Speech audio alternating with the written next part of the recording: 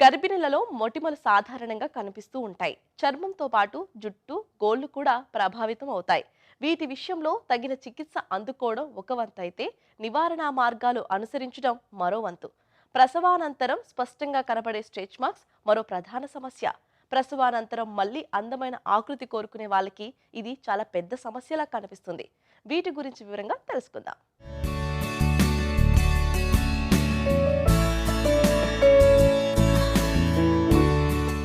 స్త్రీకి గర్భధారణ సమయంలో తప్పనిసరిగా వచ్చే మార్పులలో చర్మ సమస్యలు ప్రధానంగా కనబడతాయి. ఇంతకు ముందే చర్మ సమస్యలు ఉంటే అవి గర్భధారణ సమయంలో మరింత తీవ్ర రూపం దాల్చుతాయి. ఈ మార్పులు శరీరంలో జరిగే హార్మోన్ల మార్పుల వల్ల కావచ్చు.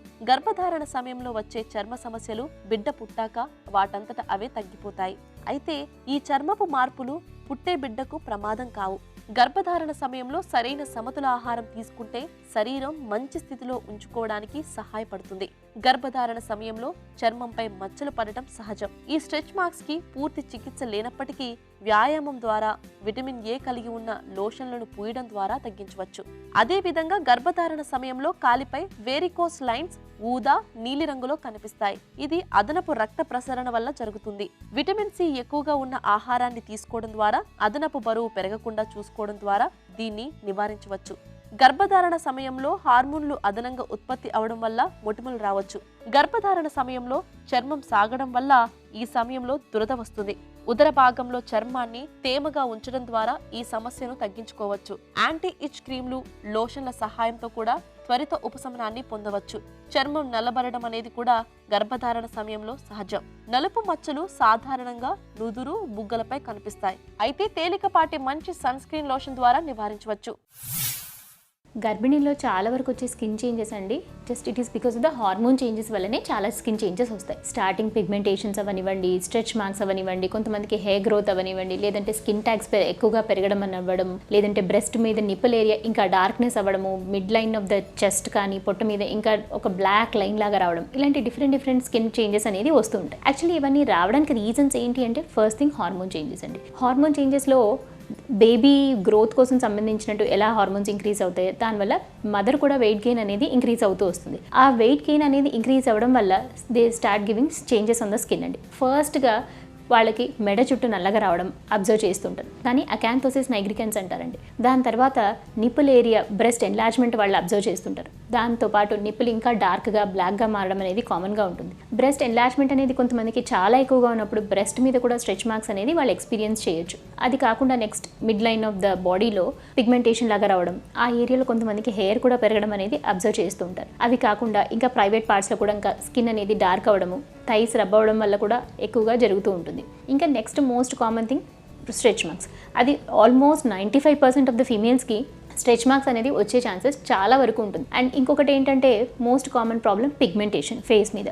యూజువల్లీ ముక్కు మీద, చెంపల మీద నల్ల మచ్చల్లాగా స్టార్ట్ అవ్వడం, మంగు మచ్చల్లాగా స్టార్ట్ అవ్వడం అనేది another most common skin problem అండి. అండ్ ఇంకో కామన్ ప్రాబ్లం పింపుల్స్ లాగా కనిపించడం ఫేస్ మీద. కొంతమందికి ఇన్ఫర్టిలిటీ ట్రీట్మెంట్స్ తీసుకున్న తర్వాత ప్రెగ్నెన్సీ వచ్చింది అంటే కూడా యూజువల్లీ వాళ్ళకి ఎక్స్ట్రాగా హార్మోన్ ఇంజెక్షన్ సపోర్ట్ పెడుతూ ఉంటారు. సో ఇవన్నీ మోస్ట్ కామన్ స్కిన్ చేంజెస్ అండి, ప్రెగ్నెన్సీలో చాలామంది ఎక్స్పీరియన్స్ చేశారు.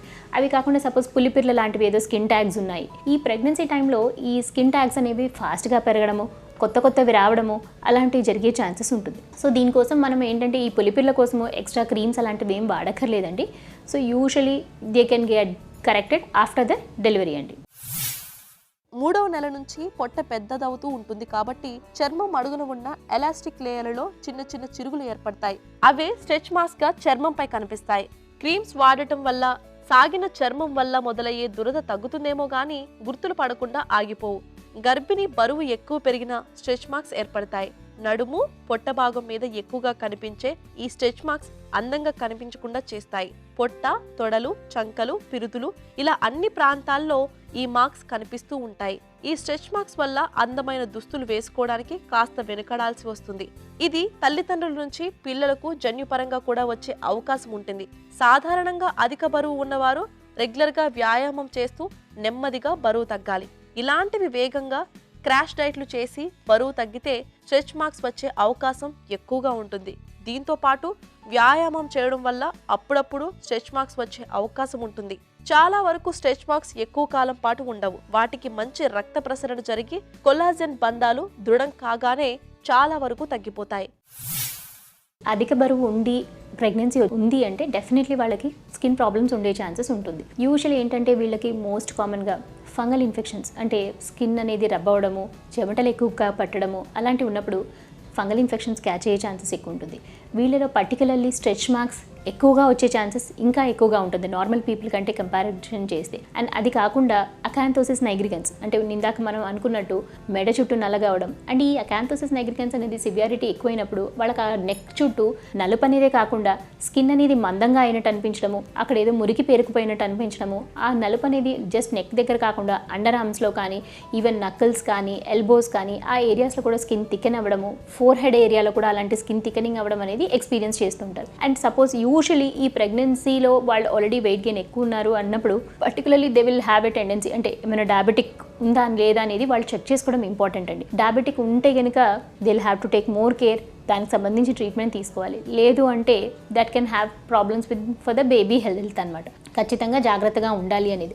సో యూజువలీ ఐడియల్లీ ఏంటంటే ఖచ్చితంగా ప్రెగ్నెన్సీ స్టార్ట్ అయ్యకముందే వాళ్ళ వెయిట్ కరెక్షన్ గురించి కొద్దిగా కాన్సన్ట్రేట్ చేసుకొని ప్లాన్ చేసుకోవడం ప్రెగ్నెన్సీకి ఎప్పుడైనా మంచిదండి. గర్భవతిగా ఉన్నప్పుడు స్త్రీ శరీరం గణనీయమైన మార్పులు ఎదుర్కొంటుంది. దీని వలన వారి శరీరం చాలా సున్నితంగా తయారవుతుంది.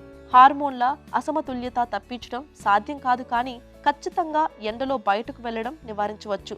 బయటకు వెళ్ళినప్పుడు ఎండ తగిలే శరీరాన్ని కవర్ చేసుకోవడం మంచిది. గర్భిణీలు ఇంట్లో ఎలర్జీ పదార్థాల నుండి దూరంగా ఉండాల్సిన అవసరం ఉంది.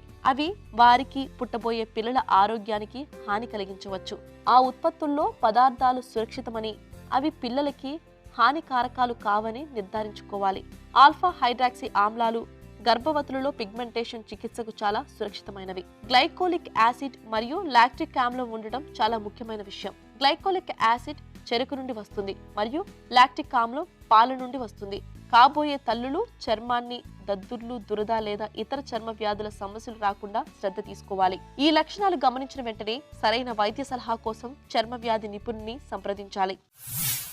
మనం ఇందాక అనుకున్నట్టు గర్భిణీల్లో చేంజెస్ రావడానికి హార్మోన్ చేంజెస్, కానీ మనం హార్మోన్ చేంజెస్ అన్ని రిమూవ్ చేయలేము. కాకపోతే కొద్ది ప్రికాషన్స్ తీసుకొని ఈ చేంజెస్ అనేది ఎక్కువగా అవ్వకుండా ఉండడం అనేది మనం జాగ్రత్త పడొచ్చండి. పిగ్మెంటేషన్ మనం ఇందాక అనుకున్నట్టు మంగు మచ్చలే అన్నాం. ఆ పిగ్మెంటేషన్ స్టార్ట్ అవ్వగానే ఆ సన్ స్క్రీన్స్ అనేది స్టార్ట్ చేసుకోవచ్చండి. కాకపోతే కొన్ని క్రీమ్స్ ఉంటాయి ప్రెగ్నెన్సీలో వాడకూడదు అనేది. యూజువలీ రెటినాయిడ్ బేస్ క్రీమ్స్ కానీ, స్టెరాయిడ్ బేస్ క్రీమ్స్ కానీ, హైడ్రోక్వినోన్ అలాంటి స్ట్రాంగ్ కాంబినేషన్ క్రీమ్స్ ప్రెగ్నెన్సీ టైంలో యూజువలీ అడ్వైజ్ చేయండి. సో కొద్దిగా రిజల్ట్ తక్కువ ఉన్నా కూడా పర్వాలేదు, we should use milder creams, particularly glycolic acid creams కానీ, మాండలిక్ యాసిడ్, కోజిక్ యాసిడ్ అలాంటివి వాడాలి. And even salicylic acid base creams కానీ యూజువలీ ఫేస్ వాషెస్ ఎక్కువగా సజెస్ట్ చేయరండి. ఎందుకంటే సాల్సిలిక్ యాసిడ్ అబ్జార్ప్షన్ ఏమైనా ఎక్కువ అయిపోయి there can be A negative impact అనే రీజన్ కోసం. Coming to the other thing, stretch marks. చాలా మందికి పేషెంట్స్ వచ్చి మేడం ప్రెగ్నెన్సీలో ఇప్పుడు స్ట్రెచ్ మార్క్స్ రాకుండా ఏం చేసుకోవచ్చు, ఈ ఆయిల్ వాడితే తగ్గుతుందా, ఆ క్రీమ్ వాడితే తగ్గుతుంది. డెఫినెట్లీ ఈ స్ట్రెచ్ మార్క్స్ రావడానికి రీజన్ ఏంటి అంటే మన స్కిన్ అనేది ర్యాపిడ్గా స్ట్రెచ్ అవ్వడం బియాండ్ ఇట్స్ కెపాసిటీ. అంటే వన్స్ బేబీ గ్రోత్ అనేది పెరుగుతూ ఉండే కొద్దీ ఆ స్ట్రెచ్ అనేది స్కిన్ మీద పడడం వల్ల ఆ మార్క్స్ అనేది వస్తాయి.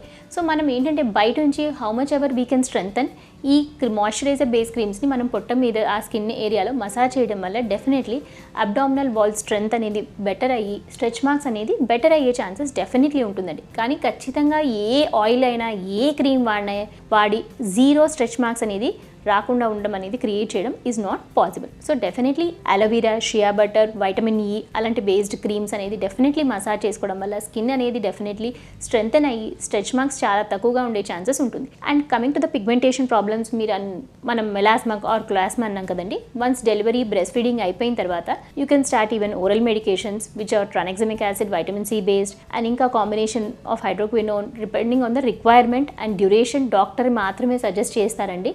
అది మీరంతకు మీరే డెఫినెట్లీ వాడకూడదు. అండ్ ఈవెన్ వాటికి particularly limited period of time ఉంటుంది. సో ఏంటంటే ఒకసారి రాయింగ్ చేసుకుని చాలామంది దాన్ని కంటిన్యూస్గా వాడుతూ ఉంటారు. అలా definitely it is not advisable అండి.